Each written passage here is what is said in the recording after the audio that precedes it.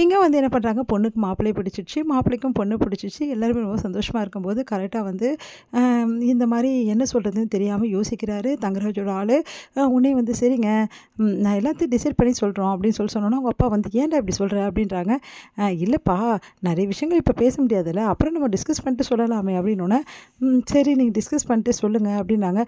என்னடா நீ இப்படி பேசிகிட்டு இருக்க, அதான் எல்லாருக்கும் பிடிச்சிருச்சுல்ல, மாப்பிள்ளை பற்றி எப்படி தெரிஞ்சிச்சு, இப்போவே நல்ல நாள் பார்த்து குறுக்கே தானே நல்லது, நீ என்ன பேசிகிட்டு இருக்க அப்படி சொல்லிட்டு அவங்க அப்பா கிட்ட வந்து அவங்க அப்பா வந்து கேட்குறாரு அந்த பையன்கிட்ட, அந்த தங்கராஜோட அந்த ஆள்கிட்ட, உன்னப்பா ஒரு நிமிஷம் இங்கே வாங்கப்பா அப்படின்னு சொல்லிட்டு சொன்னோன்னே தனியாக கூட்டின்னு போயிட்டு, இங்கே பாருங்கப்பா, நான் யார்கிட்ட வேலை செய்கிறேன்னு உங்களுக்கே தெரியும்ல, எங்கள் முதலாளி சொல்லிட்டாரு, இப்போ எதுவும் பண்ண வேணாம், பேச வேணாம், அது எதுவாக இருந்தாலும் அப்புறம் பேசுகிறேன். ஏன் அப்படி சொன்னார், ஏன்னா இவங்க அவரோட சொந்தக்காரங்க, எதுவாக இருந்தாலும் அப்புறம் என்னடா ரொம்ப நல்லதாக போச்சு சொந்தக்காரங்கண்ணா, இது அப்படி இல்லைப்பா, உங்களுக்கு புரியாது, இப்போ ஏதாவது சொல்லி அனுப்பிச்சி விடுங்க, அப்புறம் பேசிக்கலாம் அப்படின்னோடனே, சரின்னு சொல்லிட்டு சரிங்க, என் பையனை விரும்புகிறான்னா நம்ம பேசி முடிவெடுக்கணும்னு நினைக்கிறான், அதனால் நீங்கள் தப்பாக எடுத்துக்காதீங்க, நாங்கள் பேசிவிட்டு உங்ககிட்ட சொல்லட்டுமா அப்படின்னு சொன்னோன்னே உடனே யோசிக்கிறாங்க எல்லாருமே. உடனே வந்து சரி கிளம்பலாம் அப்படின்னு சொல்லிட்டு பாக்கியராஜ் சொல்கிறாரு. எல்லாருமே கிளம்புறாங்க. நல்லா தானே பேசிகிட்டு இருந்தாங்க, திடீர்னு என்னாச்சு அப்படின்னு சொல்லிட்டு கேட்டுட்ருக்காங்க. நம்ம வந்து மலர், பரவாயில்ல அவங்க பேசிகிட்டே சொல்லட்டும், நீ வா மலர், அத்தை நீங்கள் கவலைப்படாதீங்க, கண்டிப்பாக இந்த இடம் முடிஞ்சிடும், அவங்க தான் சொல்லிட்டு இருக்காங்களே, பேசி சொல்லுவாங்க, வாங்க வாங்கன்னு சொல்லிட்டு எல்லாருமே கிளம்பி போகிறாங்க. இங்கே வந்து மலருக்கு மட்டும் மனசே சரியில்லை.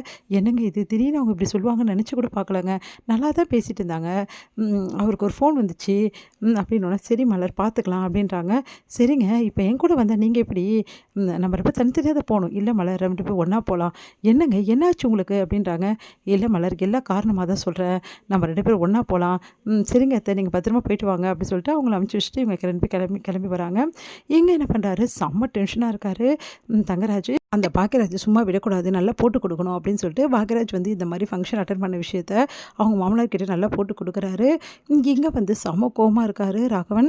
அப்போ கரெக்டாக பாக்கியராஜ் வரதை பற்றி, என்னடா ரெண்டு பேரும் ஒன்றா வரீங்க அப்படின்னோடனே, இல்லைப்பா அத்தை ரொம்ப கெஞ்சி கேட்டாங்க, அதனால் ஃபங்க்ஷனுக்கு போக வேண்டியதாக போச்சு. என்னடா நீயுமா போனேன், ஆமாப்பா வேறு வழி இல்லாமல் தான் போக வேண்டியதாக போச்சு, உங்கள்கிட்ட சொல்லணும்னு நினச்சி ஃபோன் பண்ணப்பா, ஆனால் என்னால் பண்ண முடியல, சாரிப்பா அப்படின்னோடனே, சரிடா ஒன்றாவா போயிட்டு வந்தீங்க, ஆமாம் ஒன்றா தான் போயிட்டு வந்தோம் அப்படின்றாங்க. அதை கேட்டுட்டு என் பையன் வந்து உண்மையை மறைச்சிட்டான் அப்படின்னு சொல்லிட்டு நினச்சோமே, என் பையன் உண்மையை தான் சொல்கிறான் அப்படின்னு சொல்லிட்டு சந்தோஷப்படுறாரு. சரிடா போயிட்டு கை காலை கழுவிட்டு வேலையை பாருங்கள் அப்படின்னு சொல்லி சொன்னோன்னே, இங்கே வந்து கரெக்டாக ஃபோன் பண்ணுறாரு தங்கராஜ். மாப்பிள்ளை வந்தோடனே அவன் எல்லா உண்மையும் சொல்லிட்டான், ரொம்ப வற்புறுத்திருந்தால் தான் போனானா, என் பிள்ளை எங்கே என்னை மீறி போயிட்டான்னு நானே பயந்துட்டு, மாப்பிள்ளை நீங்கள் எதுவும் கவலைப்படாதீங்க, எப்போவுமே பாக்கியராஜ் என் பெற்றவங்களை மதிக்கக்கூடியவன் அப்படி சொல்லிட்டு சொல்லிடுறாரு. அதெல்லாம் கேட்ட தங்கராஜ் செம்ம டென்ஷன் ஆகிறாரு.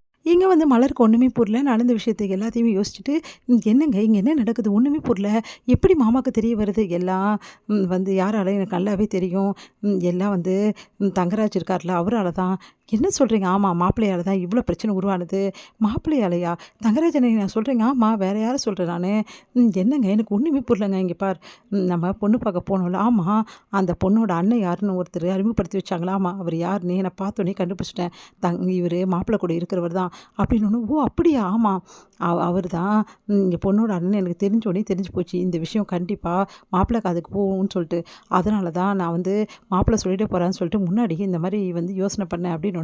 ஏங்க இது நீங்களா தங்கராஜ் அண்ணனை இப்படி சமாளிப்பீங்கன்னு நினச்சி கூட பார்க்கலையே, என்னால் நம்பவே முடியலங்க, பாக்கியராஜ் இந்தளவு வந்து யோசிக்கக்கூடிய ஒரு ஆளா, என்ன நினச்ச, நான் முட்டாளாகவே இருப்பேன்னு நினச்சேன், ஐயோ அப்படிலாம் யோசிக்கலைங்க, இருந்தாலும் இந்த டைமில் இப்படி யோசிச்சு பண்ணுவீங்கன்னு நினச்சி கூட பார்க்கல அப்படின்னு வந்து பாக்கியராஜை கொஞ்சறாங்க மலர்.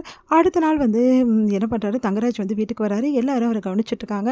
அப்போ கரெக்டாக வந்து காஃபி போடுறதுக்காக மலர் உள்ளே போகிறாங்க. அப்போ அவங்க அம்மா ஃபோன் போட்டு இந்த மாதிரி வந்து நம்மளுக்கு நிச்சயதார்த்தம் பண்ணதாக இருந்ததில்ல, பண்ண வேண்டியதா அது நின்றுடுச்சு, தம்பியோட வந்து பொண்ணு பார்க்குற அந்த விஷயம் வந்து முடிஞ்சிடுச்சு, அவங்க வேணான்னு சொல்லிட்டாங்கன்ற விஷயத்த சொல்கிறாங்க. அது கேட்ட மலர் செம்மையாக டென்ஷன் ஆகிடுறாங்க. எல்லாத்துக்கும் காரணம் இவராக தான் இருக்கும் அப்படின்னு சொல்லிட்டு தங்கராஜை பற்றி கேள்வி கேட்குறாங்க. என்ன நினச்சிட்டு இருக்கீங்க நீங்கள், ஏன் இப்படிலாம் பண்ணுறீங்க அப்படின்னு சொல்லிட்டு கேட்குறாங்க. நான் என்ன பண்ணேன் அப்படின்றாரு. என் தம்பி உங்களுக்கு என்ன பாவம் பண்ணா, அவனை எதுக்கு வந்து தப்பாக சொல்லி அவன் வாழ்க்கையை கெடுக்கிறீங்க அப்படின்னு சொல்லிட்டு கேட்குறேன். ஏய் மலர் பார்த்து பேசுன்னு அவங்க மாமியார் சொல்கிறாங்க.